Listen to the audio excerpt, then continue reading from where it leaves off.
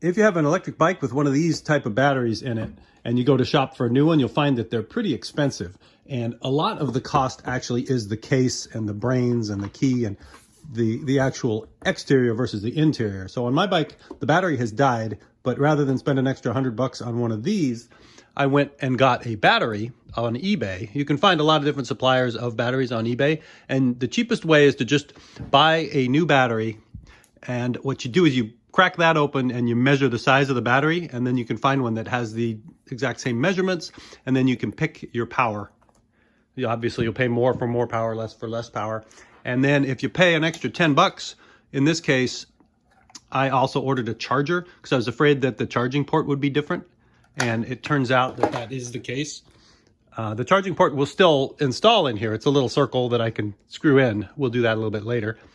But it's definitely a different charger. So your cheapest option is just measure the battery after you've opened this up. Buy one that's the same size. Put it in there, splice the wires. Try not to zap yourself while you're doing it. So let's crack it open and see what we find. Yours might be a little bit different, but there's screws on here. 1, 2, 3, 4 on this end. 1, 2, 3, 4 on that end. So if we pop those open, we'll be able to take the battery out and look at it. And when you take the screws out, be mindful that some might be longer than others. In this case, the bottom end, they're all the same. On the top end, on the key side, there's 2 long ones on this side and 2 short ones on this side. And then there's where the business happens. And then back here, we're just gonna pop this off. Now at the factory, they use this nifty latex caulk or silicone glue to glue it in here. So at this point, you gotta figure out how to get it separated to get it out.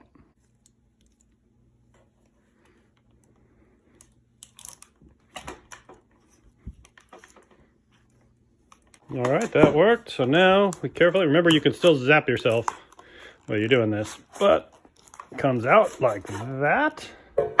So the new battery comes with 2 connectors. That's the charge port right there.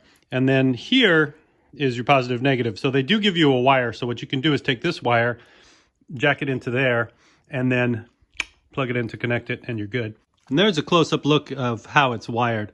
So 2 of the wires go to the charger over here, and then your positive and negative go through the switch and into this electrical connector. And because the battery's dead, I just cut this wire and remove the charging port. And I just cut the negative and the positive, and I wire them into the new harness.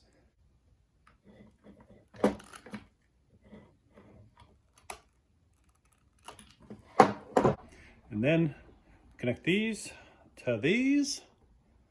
Now, as I look at the charge port, it isn't going to be a perfect fit. This one has square edges and a round hole, and this one is round. So I'm gonna have to custom size this one, carve out a little more plastic to get the new charger hole to work. But I am not great at soldering things together, but I've taken the new connector, I've twisted up the wires, and I'm just gonna hit them with some solder, and then Gorilla Tape over them to insulate them. The charging port, I'm gonna put through the charging port hole. I've made this hole a little bit bigger with a knife. It's sloppy, but it'll work. Goes in like this. So now my new charger will be able to go down that hole. And the charging port was just held on by these 2 little screws. So I'll put those back in. So now we just have to plug the battery into the brains here. Let's see if it zaps me. Clink, not clean. And then this one has a power button, so I push it and it tells me, hey, you charged up. So that's good news. That means all my electrical connections are connected properly, and I just need to shove it back in the tube. And before I shove it in the tube, I'm gonna take all of this old glue out. I'm gonna Gorilla Tape it in there. Gorilla Tape is good, and I can use enough to lock it down, and then if I ever need to change it, I can just peel it off. So going back in the tube, the wires come out of one corner of the battery, so I'm gonna try to place that corner where there's the least amount of stuff in here, so there's a little bit more room for it. So that means like this. Then we just shove it in the tube. Oh, that's loose. Yeah, I'm gonna have to lock that down to keep the vibration to a minimum. All right, here's a look at how I secured the battery. So I used a bunch of Gorilla Tape, and then I used a drop of Amazing Goop, aka Shoe Goo, to kind of hold it in place as well. So that should be pretty easy to remove. should the time come to replace the battery. On the back side, same thing. I packed this with some shoe goop as well, making sure not to get any in the threads, because if you put wet shoe goo in the threads and then you screw it in, you'll never be able to get that screw out. So if you put it on this end, just stay away from the screw holes, and also some Gorilla Tape. That should hold it forever.